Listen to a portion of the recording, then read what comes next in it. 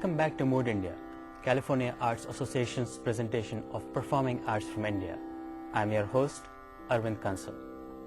Continuing our series of Indian musical instruments, today we bring to you the first part of our program on Mridangam, an Indian percussion instrument.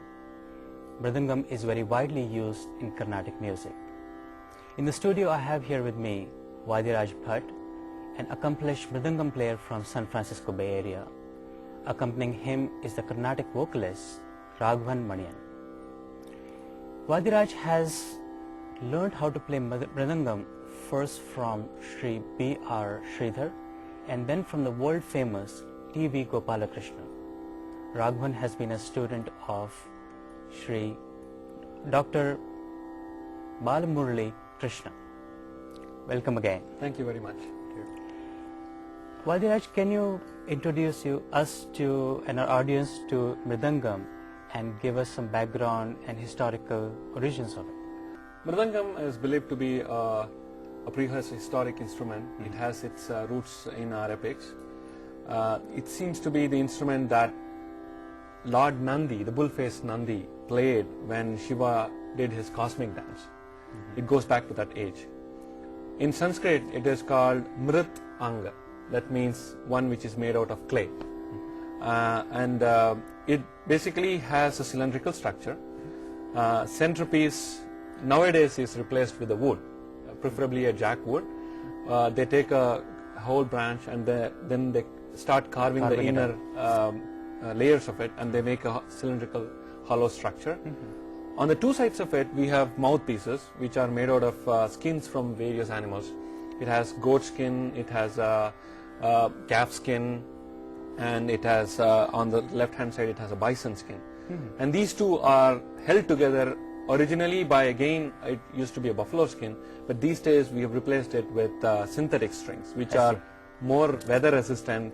And as you see, it has left side which is the bass side, and it has the right side which is the melody side. And as you see on the center of it, we have a black portion which is made out of predominantly an iron oxide composition. It seems to be a crushed stone which is rich in iron oxide, and they coat it methodically, and that's what gives the melody on the Mridangam.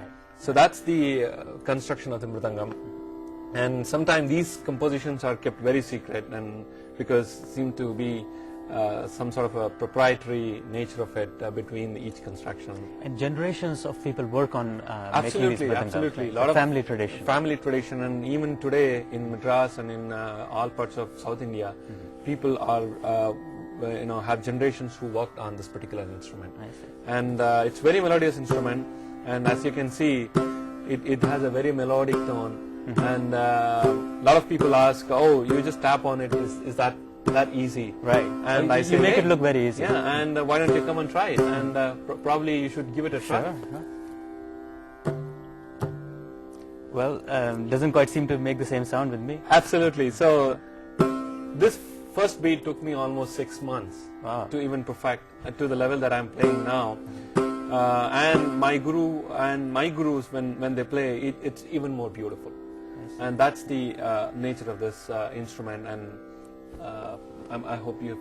So it's not just putting the fingers against, it's a very specific location and a way of bringing out the melody. Yes, and there are very specific areas that you need to play on this particular surface, which produces different sounds. So that gives it more, it makes it more beautiful to listen and play for. Now, Indian music, both North Indian as well as the South Indian Carnatic music, they have percussion instruments. So what makes Mridangam unique?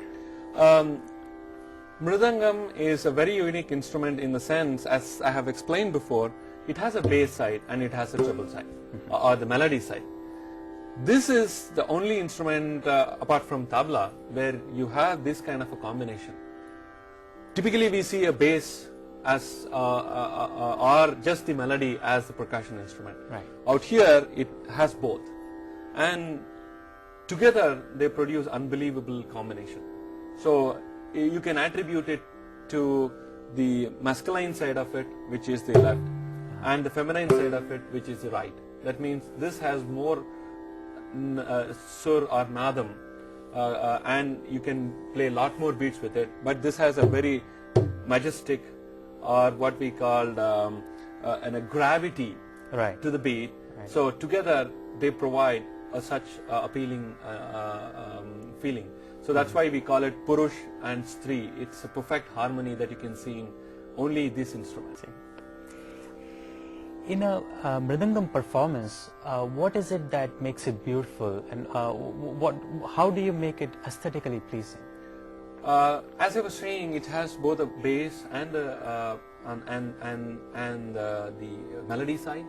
This gives us a unique opportunity to not only enhance the presenter's music, typically a vocalist or instrumentalist, and also do improvise on the spot with lot more variations, and you can actually bring up a notch of in terms of the concerts. You can do kind of a positive feedback with the main performer with the kind of opportunity that we get on Mridangam, and enhance it to a whole different level. I see. So can you show us, the basic ways of playing Mridangam? Sure. Mridangam is a rhythmic instrument. So for every rhythmic instrument, we have to have especially for Mridangam, there are 10 aspects of the rhythm. I'm only going to touch upon few of them because that's what actually people can feel and see. First one is the count or the number of beats that we call Kala Pramanam. So we are based on Tal, that we have a set of, in ancient days we had 108 talas. Tal is the rhythm. Yes, rhythm. And the total count of the beats. And then we came down to 35. And these days we only have compositions typically sung in 10 to 15 talas at the maximum. So we have Kala Pramana for all these talas. So that's number of beats. So these number of beats decide what talam it is. So Adi talam is the most ancient tala of all. So which has 8 beats, total cycle count of 8. And this talam is shown with our hand movements, hand gestures, that we call angas. So an Adi talam is shown like 1, 2, 3, 4, 5, 6, 7, 8, 1, 2, 3. So this is how it repeats. I see. As you see, I have some hand gestures. Right. So these are called angas, and the action of hitting and counting are called kriyas. So there are shabda kriyas and there are nishabda kriyas. I see. So this is what I am counting is called lagu, and when I turn my hand, which is called dhrita, and we have anudhrita and other three more angas called guru, pluta, and kakapada, which are not that common in our tradition. And then, as you see, when I was putting this talam, there is an amount of counts which goes between each of these beats. Right. That decides what we call gatis. I could be saying 1, 2, 3, 4, 1, 2, 3, 4, 1, 2, 3, 4, 1, 2, 3, 4. This is what we call Chaturashra. So this is the speed we are talking about. Yes, and actually not the speed, it's the count per beat. I see. Right? So I could have 3 beats. Ta, ki, ta, 1, 2, 3, 1, 2, 3, 1, 2, 3, 1, 2, 3. This is Tishra Gati. I could be having a Khanda Gati.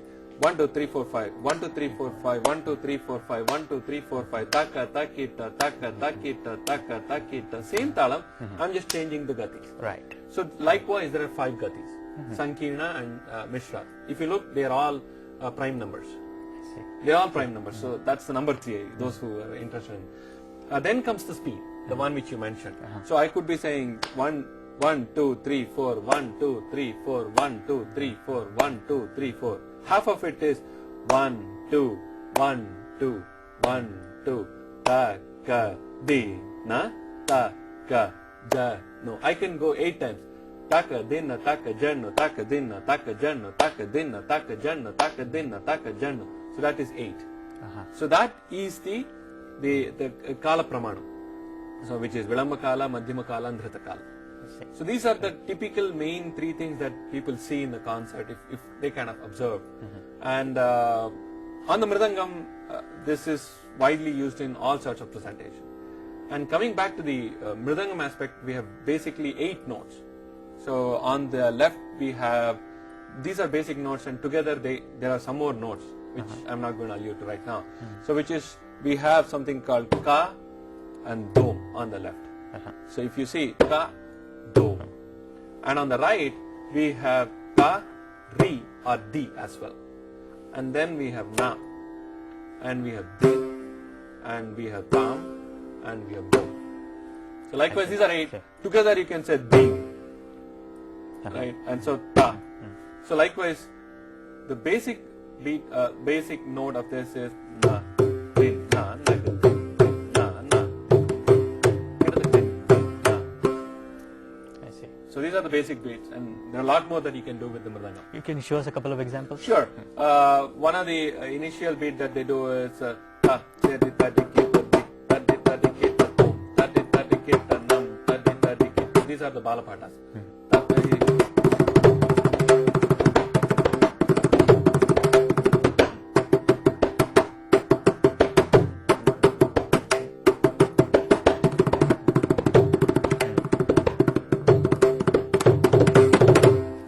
So this is the balapatas or reference, and then we have sarvalagos.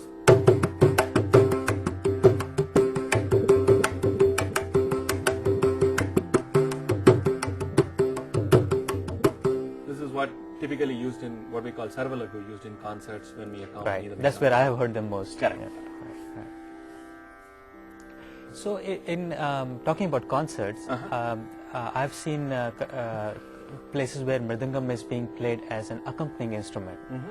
And something that has always amazed me is that not only is Mridangam accompanying another vocalist or another instrument, but it is going off and playing some complex variations of its own.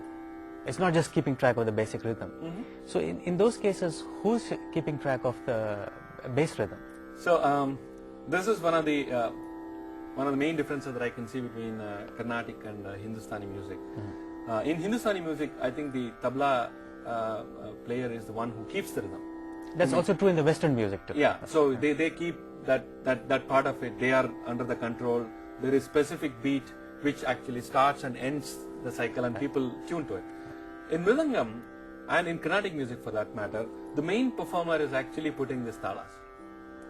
As I was explaining before, the angas, with the angas, he will be hand gesturing that the beginning and the ending of the talas.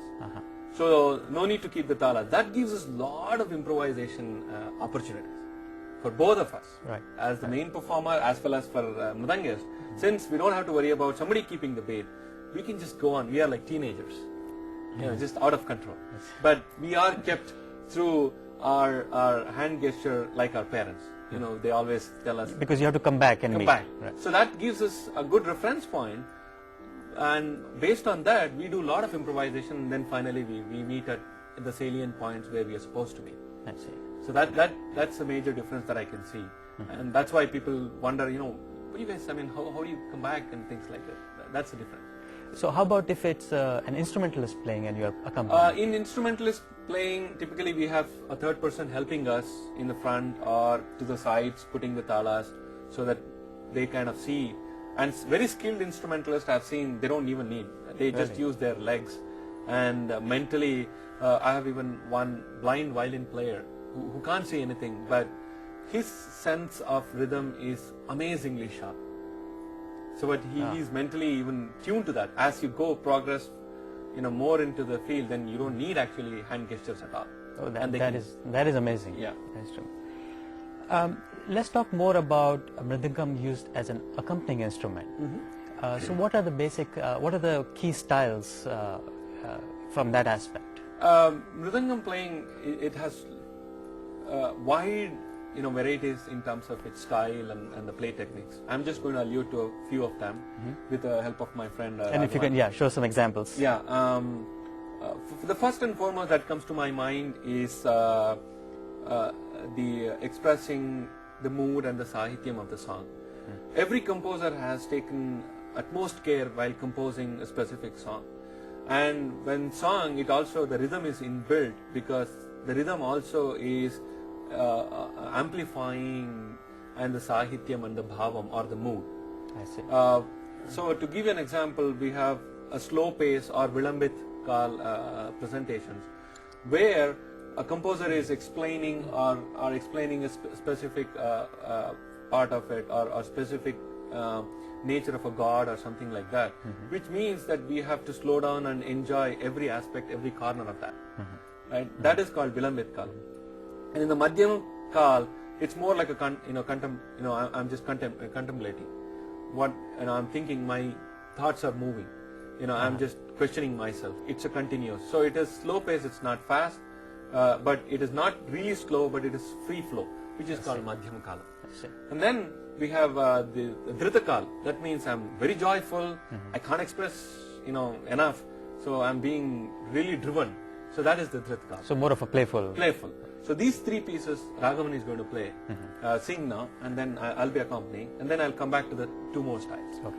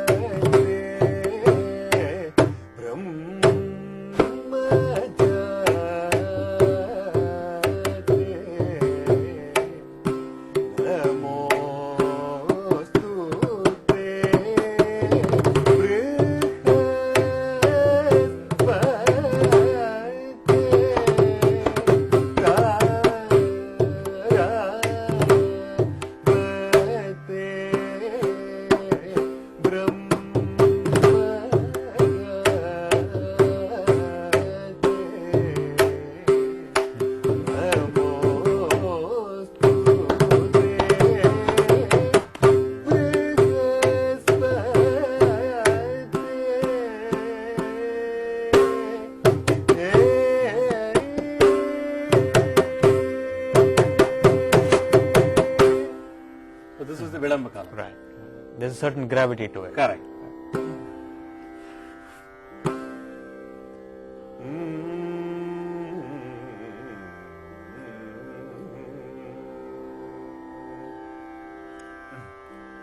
Kanden, kanden, kanden Sitaye, kanden Raghavan.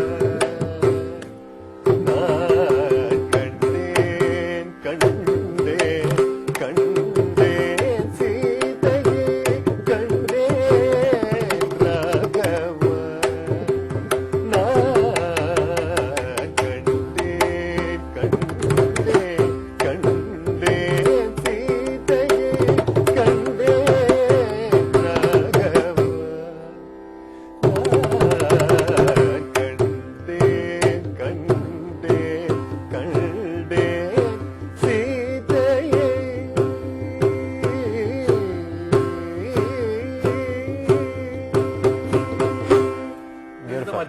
Beautiful.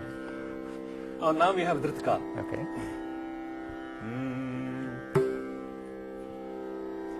Sara sara samarai kasura, sara sara samarai kasura, sara dimana vinara. Sara sara samarai kasura, sara dimana vinara. Sara sara samarai kasura, sara dimana vinara. Sara sara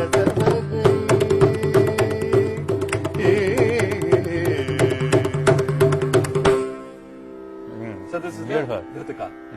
Now the other aspect of Carnatic is that we have Swara Prastaram. The main performer, as part of improvisation, he's going to put all the notes together in a very aesthetically pleasing manner, which also has a very basic mathematics built into it, and sings that and comes to a pallavi or one part of the phrase in the main presentation. So Raghavan is going to do a small Swara Prastaram, which is completely improvised, and we all meet together on some known places. Okay. And the best part is, until this moment, Vadi does not know what I'm going to sing, and I do not know what I'm going to sing. absolutely, and that's the beauty of it. Okay.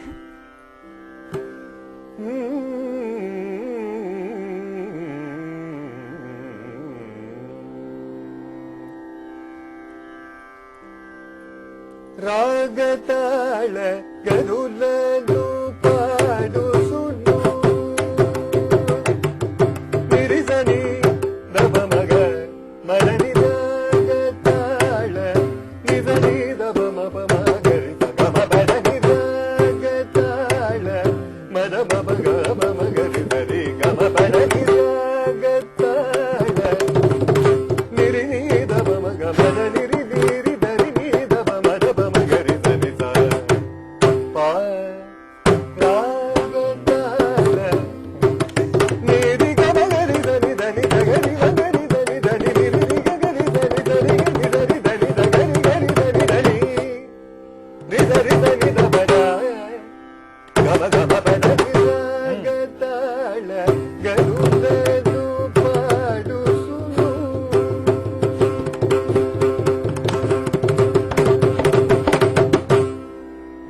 So we have never practiced this. So this is the part of the improvisation.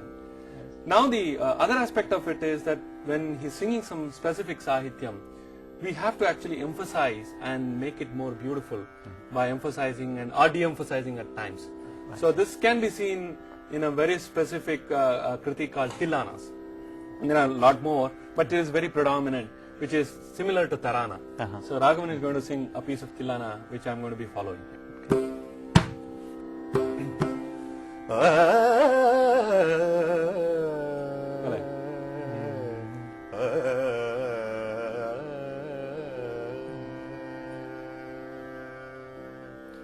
Nadirdirdim tanana nom nom tanana tadara dare nom tadare tillana nadirdirdim tanana nom nom tadara tadara dare nom tadare tillana nadirdirdim tanana nom nom tadara tadara dare nom tadare tillana nadirdirdim tanana nom nom tadara tadara dare nom tadare tillana nadirdirdim tanana nom nadirdirdim tanana nom nadirdirdim Beautiful. Beautiful.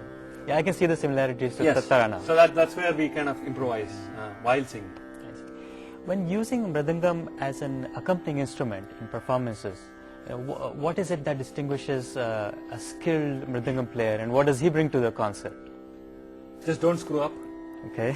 I mean, one of the things with the very accomplished Mridangist is what differentiates is that one who already knows how as a performer, he's a complete performer like my guru, T.V. Gopalakrishnan, who is not only a performer but a singer as well, and who can understand what the singer is doing and emphasize more on the bhava, sahitya, and even give positive feedback to the singer and make it more colorful.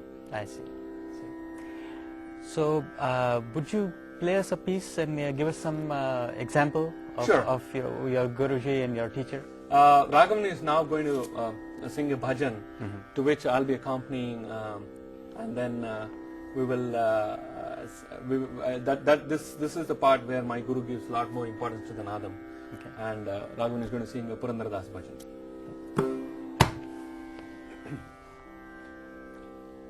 Govinda,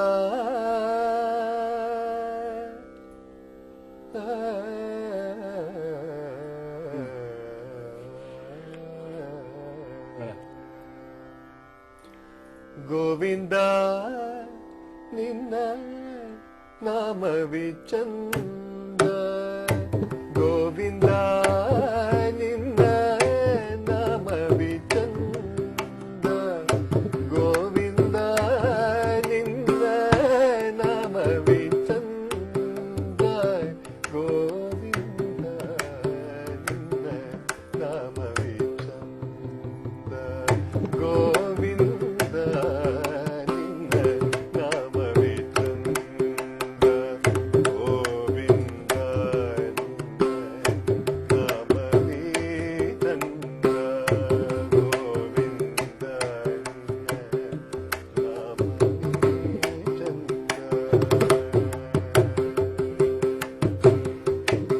This concludes our program on Mridangam. Thank you for joining us. Vadiraj is presentation of Mridangam was brought to you by California Arts Association. We welcome your feedback and suggestions and hope to see you again. Until then, Namaskar.